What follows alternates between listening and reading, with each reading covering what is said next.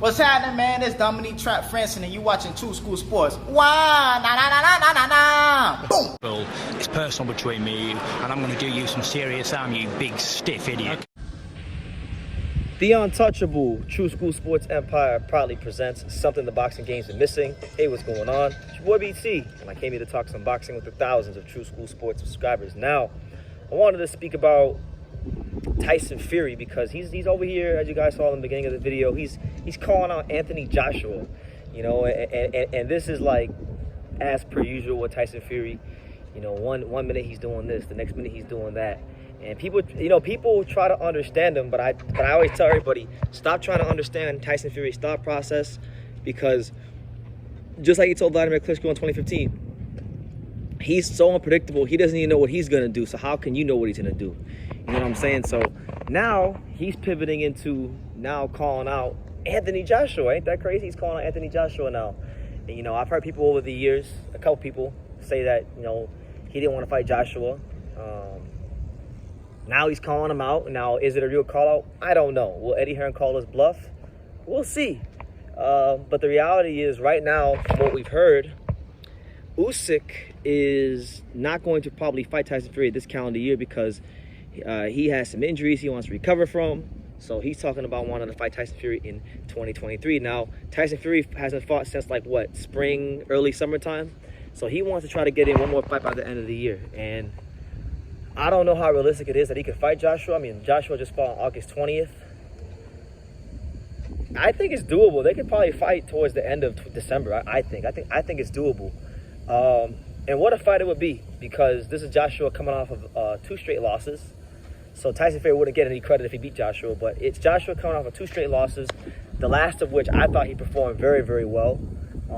He just lost to a guy that looks like he's on his way to becoming one of the all-time greats of boxing in Usyk, but there's no shame in that. Anthony Joshua versus Tyson Fury still is such a big fight in the UK that it's the kind of fight that I know for a fact, just from going to the UK once when Joshua fought Andy Ruiz in the rematch, and I was in the UK for that and went to a random bar in the middle of the country in Birmingham. I know for a fact that fight will stop the country. Every pub will be full to capacity. There will be more alcohol consumption. There will be as much alcohol consumption in the UK for this fight than probably any sporting event history. And that's not a claim that I'm making lightly. That's not a prediction I'm making lightly. Like, these motherfucking Brits can drink. You know, they drink like it's water. They drink alcohol like it's water. So I really think this is the kind of fight that would really stop the country in the UK. I think it's a fight that will not just be a great fight, but it'll be a mega event.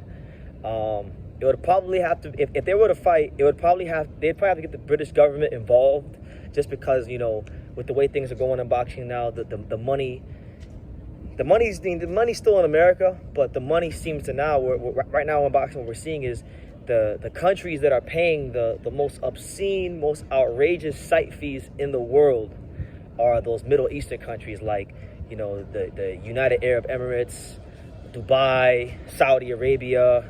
They're paying, you know, top creme of the creme dollars to make these fights happen. So, you know, I think if this call out isn't bullshit and they could actually get to a stage where they're negotiating a fight, then I think, man, what an occasion, what a fight it would be for not just the UK, but boxing, heavyweight boxing, and the career of Tyson Fury. Because another criticism people like to make of Tyson Fury is that Tyson Fury, you know, he's only really fought Vladimir Klitschko and Deontay Wilder, and a lot of people don't class either of those guys that highly for whatever the case may be, right? So, although I will say Out of All was a good win, it aged well. Dillian White was a good win, but yeah, you know, people still want to see Tyson Fury fight, you know, Anthony Joshua. Because Anthony Joshua, of the guys in his era, is like the biggest name. He's the guy that's the biggest name, who commands the most money, who sells the most tickets. And when you get a guy like Tyson Fury, who is the magnetic personality he is, and you combine it with the attraction that Anthony Joshua is, I think it makes for a great fight. The only thing is, like I said, if Tyson Fury beats Anthony Joshua, which I think he will, I mean, I've always thought he will. I've always thought if Tyson Fury fought Anthony Joshua, he would beat him like a drum. he's not going to, there's never been a time where he will get less credit for being Anthony Joshua than right now, because people are going to say that Anthony Joshua just lost 2 times to a smaller fighter in Usyk, and Tyson Fury just took advantage of basically a wounded animal. You know, that's the narrative I'm going to hear if he beats him. So I kind of would like to see Anthony Joshua fight other heavyweights, like maybe do the Dillian White rematch, maybe fight Zhang Zhilei, someone like that. Try to get a win and then fight Tyson Fury. But listen, money talks and bullshit walks, and we know that there's big money in this fight even still. So if this is a legitimate call from Tyson Fury, then it'd be a great fight. Especially, I would like to see Anthony Joshua work Robert Garcia again, but Robert Garcia seems like Robert Garcia, if you guys haven't seen the 55-minute interview that he did with Ellie Seckbach recently, Robert Garcia seems like he's about as lost as Anthony Joshua was after the fight. Completely discombobulated, completely just like rambling in circles over and over again.